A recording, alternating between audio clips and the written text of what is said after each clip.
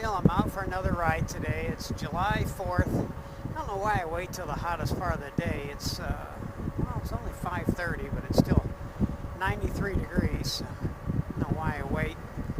I guess I get home and I start doing some stuff, and I decide to get out of the house for a little while. There, I'm going to close my shield, see if that sounds any better. Don't know if you can hear the bike. I have it in HD voice mode, which actually is the only way you can hear me. Anyway, just talking about YouTube videos. I subscribe to a lot of different moto vloggers. I was just kind of messaging with Chris Caliente this morning, and I watch his videos. I subscribe to his. I watch Sam Smith in North Carolina. Sam, you need to get out and do some long trips. Chris, you do too. I watch a lot of Sean Smoke. I've been watching him for a long time. He's got some good videos. I think he's a Can-Am tech, and he works on other bikes too, but he's got some pretty interesting stuff. I like when he takes his trips, his moto vlog meetups kind of thing. Anyway, when I was in Colorado, I was on those, I didn't have my Senna pack set up right, and I was on those really high cliffs, and I know how Sean Smoke's kind of afraid of heights, and I mentioned it, but of course you couldn't hear me. But I think it was on $1 Million Highway. I don't know if Sean took that when he was up there, but it's beautiful. Anyway, I'm just kind of giving a shout out to some of the guys that I follow. Triktacular, I watch his too, and I guess that's the main ones. There's some other new ones that I've subscribed to too, and I watch their videos. It's kind of fun. I get a kick out of listening to some of them and hear what they talk about. I'm not much of a moto vlogger, I guess, but I don't talk a whole lot. I don't have anything really to say.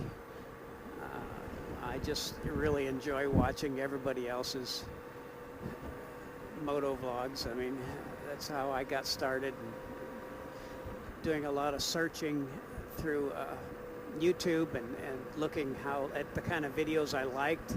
And I like the kind I got it from Sean Smoke. Actually, he has a chin mount, and I like that view because it makes me feel like I'm kind of riding the bike too. And when I was looking for bikes, I was looking at the Can-Am Spyders, of course. That was the first thing I looked at. Then I looked at the Harley Tri-Glide, and then I really started researching the heck out of these bikes. And that's when I really started looking at the Honda Goldwing and just knowing that it's given me many, many years of trouble-free service. So that's kind of the reason I went that route. It was just the best thing for me. And of course, I'm only 56, but my kids are grown. My wife is still with me, and everybody wanted.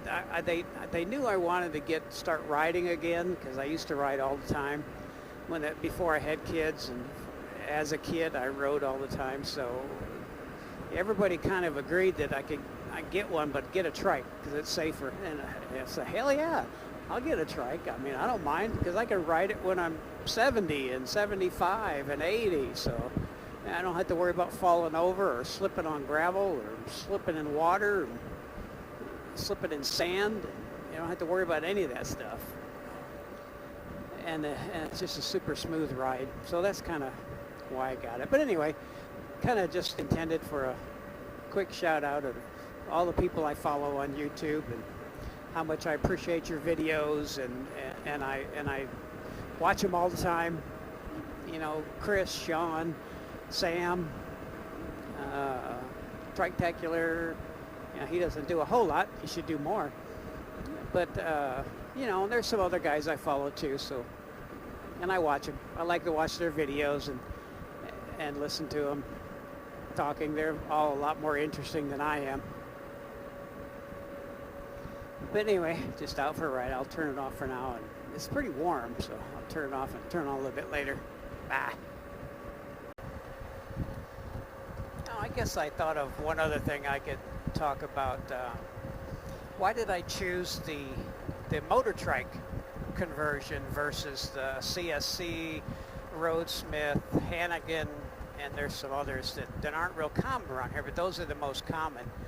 And the reason I chose the motor trike RZR for a lot of reasons.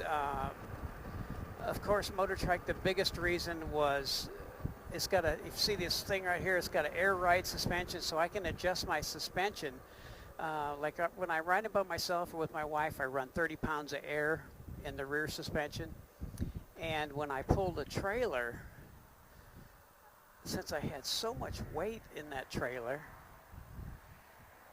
since I pulled the trailer, I was running 55 pounds of air in the back, and that just kind of raised the back end up because the trailer would make it sag. God dang cars. And so that's why I run more, but when I just ride myself or just with my wife, I run 30 pounds of air. But anyway, that's one of the reasons I got the motor trike RZR, the independent rear suspension. And they don't extend and make the trike long, so they don't modify the actual motorcycle. It's really a bolt-on. And I really liked it, so I never even rode any of the other ones. I could have rode the CSC and the Roadsmith. I don't think they had a Hannigan up there, but I could have rode them, but I didn't. I just bought it online. I bought it over the phone, actually, and we worked out the price, and I knew this is the one I wanted. I knew this is the one I wanted because I just love the way it looked. The back end looks really cool. It's not like the big rounded, flat, kind of different back end. I didn't like the Hannigan, I guess it's the version 2. It looked like a big hula skirt from behind. I just didn't like that. It didn't appeal to me. But this one is, I guess I could pull over and take a shot. I might have already, but this is more like a sports car kind of back end. And I just looked, and it had a 9 cubic foot trunk in the very back, and plus the touring trunk on top. But it had a 9 cubic foot trunk, and I liked everything about it. So I didn't even ride this one before I took ownership of it. First time I rode it was when I took off and drove it home. So that, I don't know why. If I started riding them, then I probably wouldn't be able to make up my mind, and this was just easier. You know, I really like the looks of this one. And Motor Trike is here in Texas. I live in Leander. They're in Troop, Texas, up near Tyler. So, you know, if anything goes wrong, I could just ride up there and do it. You know, it's just kind of convenient because they're a Texas company. They've been around for, I don't know, 40 years. But another thing is the drive shaft. It's got a drive shaft that pretty much never needs maintenance. So that's kind of cool. The only drawback to a trike, it's super duper low. So in order to get underneath it, I had to buy, I bought some Rhino ramps at Walmart. I bought 4 of them. I only need 3. But when I put it in the garage, I put the Rhino ramp underneath each wheel, and then I just drive up on it. So then I can get underneath it and change my oil, and I put on part of a belly pan. It wouldn't fit on just because of this Motor Trike running boards. You can stand on them. They're bolted underneath, so you can actually stand on them and you know, get on and off. So they're not just for looks. They're actually functional. So there's just so many reasons. And of course, the reason I went to Goldwing is just, God, you can put 300,000 miles on them and just change the oil and tires and maybe some brakes, and that's about it. So I got, you know, they're bulletproof. The motors are bulletproof, so that's the main reason I got it. Anyway, I'm too busy yakking. I'll turn it off for now. Yep, I thought of one more thing for you, Chris Caliente. You're talking about your brother wanted a trike. If he lives in Memphis with you, in Searcy, Arkansas, it's a 100 miles west of Memphis. There is a Sunrise Power Sports, and it is kind of like a smaller sister company from Shawnee Power Sports, where I bought my trike. And so they have trikes up there that they built in Shawnee by their tech that builds hundreds of them every year.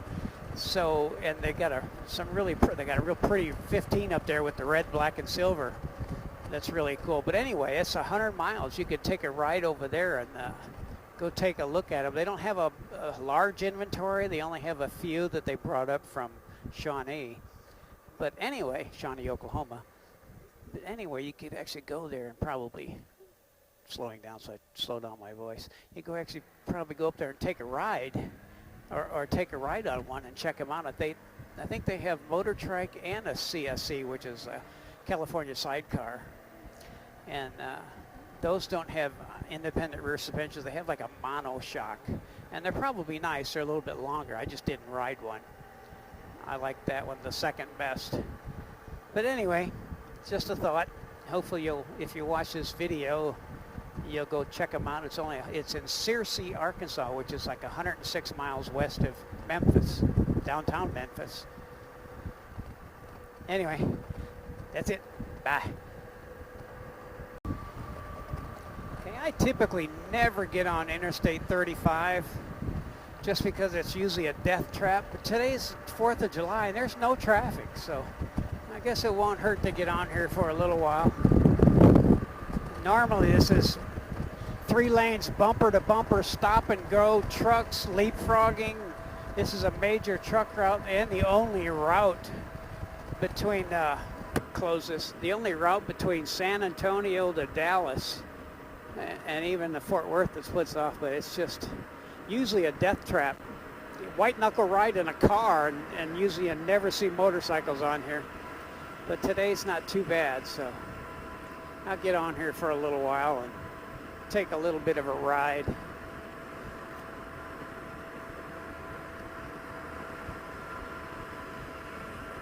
Till it turns to 2 lanes, then I'm getting off. I'll get off in Salado.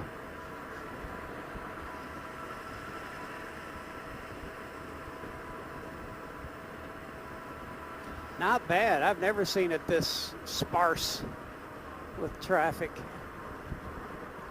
I even hate going to Dallas for work and having to go up there and do photo shoots. It just sucks to drive on this road. It's just horrible. It's great today though.